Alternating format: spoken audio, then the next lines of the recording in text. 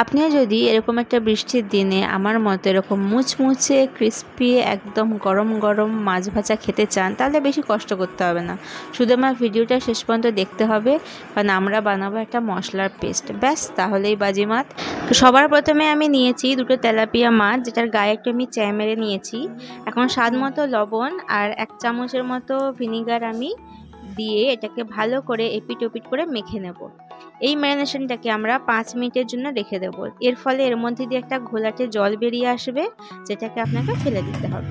তারপর পরিষ্কার জল দিয়ে 2 থেকে 3 বার খুব ভালোভাবে মাছটাকে ধুয়ে রেডি। এখন অল্প ধনেপাতা, 2টো কাঁচা লঙ্কা, 1/2 ইঞ্চির মতো আদার টুকরো, 1 চামচ গোটা জিরে, 1/2 টিস্পুন ঝাল লঙ্কার গুঁড়ো, 1/3 টিস্পুন হলুদ গুঁড়ো আর স্বাদ মতো লবণ রেখে নেব।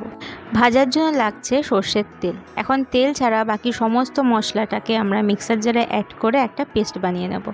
এখন মাছের গায়ে এই পেস্টটা দিয়ে সাথে 1 চামচ সর্ষের তেল দিয়ে ভালো করে আমরা মশলাটা দিয়ে মাছটার গায়ে মাখিয়ে নেব। আর মাছের চ্যাঁ কাটা অংশগুলোর মধ্যে মশলাগুলোকে খুব ভালোভাবে ঢুকিয়ে আমরা ম্যারিনেশনের জন্য রেখে দেব। প্রায় 10 থেকে 15 মিনিট মাছগুলোকে এভাবেই ছেড়ে দেব। এখন সর্ষের তেলটা খুব ভালোভাবে গরম হয়ে গেলে আমরা ম্যারিনেট করা মাছগুলো এর মধ্যে অ্যাড করে দেবো খুব সাবধানে।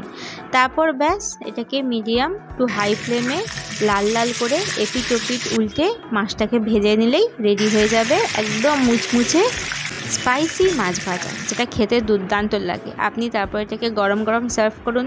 এটাকে প্লেটের সাথে দেওয়া মাত্রই সঙ্গে সঙ্গে হামলা হয়ে যাবে। তো বন্ধুগণ, আজকের ভিডিওটা ভালো লেগে থাকলে আর আমার এই ক্রিস্পি মুচমুচে মাছ ভাজা রেসিপিটা এতক্ষণ দেখে থাকলে প্লিজ চ্যানেলটাকে সাবস্ক্রাইব করে দেবেন।